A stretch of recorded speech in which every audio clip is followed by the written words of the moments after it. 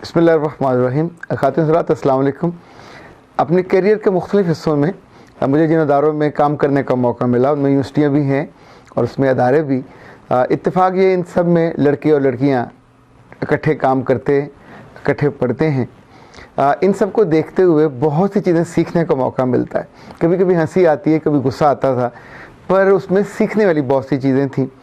आज एक ऐसे अहम मौजू पे आपसे बात करने वाला हूँ जिस पे हम आम तौर पे बात नहीं करते, इकट्ठे तो बिल्कुल नहीं करते, नहीं अकेले में अपने दिल में तो इंसान हर कोई सोचता है।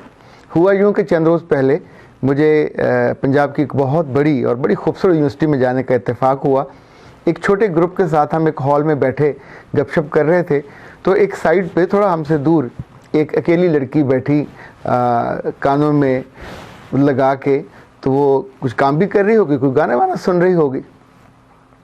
अचानक एक लड़का बहुत तेज़ी से उसकी तरफ आया और आके उसने उसको आलमोस्ट शाउट किया। ये आमतौर पे इतने लोगों की मौजूदगी में कम होता है।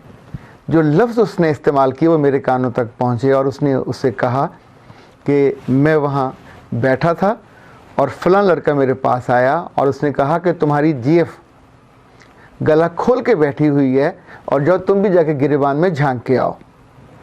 जीएफ गर्लफ्रेंड को कहा जाता है और नॉर्मली ये वो रिश्ता होता है जिसके साथ लोग अटैच्ड होते हैं और यूनिवर्सिटी की ज़िंदगी उस एक साथी के तौर पे और एक दोस्त के तौर पे साथ लेके चल रहे होते हैं।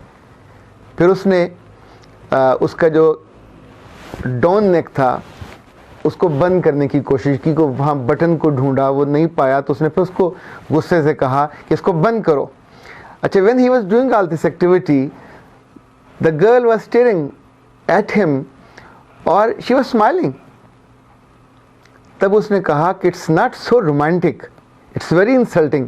फिर उसने गाली दी कि उसने मुझे जो कहा, मेरे पूरे जिस्म में आग लगी हुई है, तुम्हारी इस बेहतियाती की वजह से मुझे वहाँ बेइज्जती सहनी पड़ी। जाते हुए उसने उसे कुछ किताब देने की कोशिश की, उसने उसको लेके यूं करके फेंका और वो पाँव पटकता हुआ वहाँ से चला गया। अच्छा, ये मंज़र हम सब ने देखा, हम सब उस पर खामोश रहे। वापसी में मैं सोचता रहा, लड़की जो लिबास पहनती है, जिस पे पैसे खर्च करती है, अपनी दोस्तों के साथ या वालदा के साथ जाके उसको बनवाती है, सिलाती है, फिर उसको पहनती है, आखिर वो लिबास किसके लिए पहनती है? तीन चीज़ें हो सकती हैं, अपने लिए पहनती हो, दूसरों के लिए पहनती हो। बहुत कम लड़कियां ऐसी होंगी जो किसी को लुभाने के लिए लिबास पहनती हो। हाँ, कुछ ऐसी हो सकती हैं कि जो लोगों के लिए लिबास पहनती हो, लेकिन तीनों सूरतों में जो इम्पैक्ट है वो अलग अलग होगा। मैं जिन दिनों university of management and technology में पढ़ा रहा था, मुझे याद है मेरी क्लास के एक बच्चा मेरे पास आया और बहुत ही डिसेंट लड़का था। उसने अपनी एक और क्लास फेलो जो उसी क्लास में थी, वो बहुत खूबसूरत लड़की थी, उसने कहा कि सर, चूँकि वो आपकी बात बहुत मानती है तो उसे आप बुला के ये बात समझाइए कि जब मैं कभी उसको हॉस्टल से लेने ना जाऊं तो वो मेरे दोस्त के साथ ना आया करे। समटाइम मेरी एब्सेंस में मेरा दोस्त चला जाता है और उसको लेके रिक्शे पे या पैदल चलता हुआ बरकत मार्केट में उस वक्त कैंपस था, वहाँ आता है। तो मैंने कहा वो तो तुम्हारा बहुत अच्छा दोस्त है। उन्होंने कहा हाँ सर वो तो है, लेकिन उस लड़की को, उसने कहा उस बेवकूफ़ को ये इल्म नहीं है कि कपड़े कैसे पहनने हैं, सो वो डाउन नेक पहनती है और ये वो मेरा दोस्त है, ये मेरा रूममेट है और मैं उसको, उसकी नीयत को और उसकी इंटेंशन को, उसके इरादों को भी जानता हूँ। सो वो बदनिगाह है, बद लिहाज है।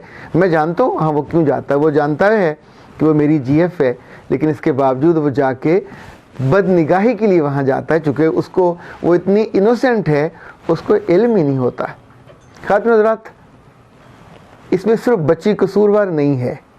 अगर वो मजाक का निशाना बनती है या किसी की बुरी निगाह का निशाना बनती है तो हम एक लम्हे को लाउड थिंकिंग के तौर पे सोचते हैं उसका लिबास अब्बा जी नहीं बनवाते, उसका लिबास उसकी वालदा बनवाती है। और वालदा आजकल जो हैं आम तौर पे अगर वो 40 साल की है तो बेटी 20 साल की होती है, माँ अगर 30 साल की है तो बेटी 12 साल की, माँ अगर 35 साल की है तो आलमोस्ट ये चल रहा। और ये एक दोस्तों जैसा माहौल होता है। इससे बहुत ज़्यादा जनरेशन गैप नहीं होता। इसमें माँ बहुत अच्छी तरीके से अच्छा और बुरा समझा सकती है। हम उस क्लास की बात नहीं कर रहे जहाँ ये इशू ही नहीं है, हम तो मिडिल क्लास की, लोअर मिडिल की, उनकी बात कर रहे हैं जो मुझे बात सुन रहे हैं। वो जिनके लिए वैल्यूज़ अहम हैं, वो जिनके लिए रिस्पेक्ट अहम है, वो जिनके लिए इज़्ज़त अहम है, वो जिनके लिए गैरत अहम है। मुझे याद है जिन दिनों मेरी वालदा हयात थी, लाहौर आई हुई थी, तो हम लोग घर से निकले तो अचानक रास्ते में बारिश ने आन लिया।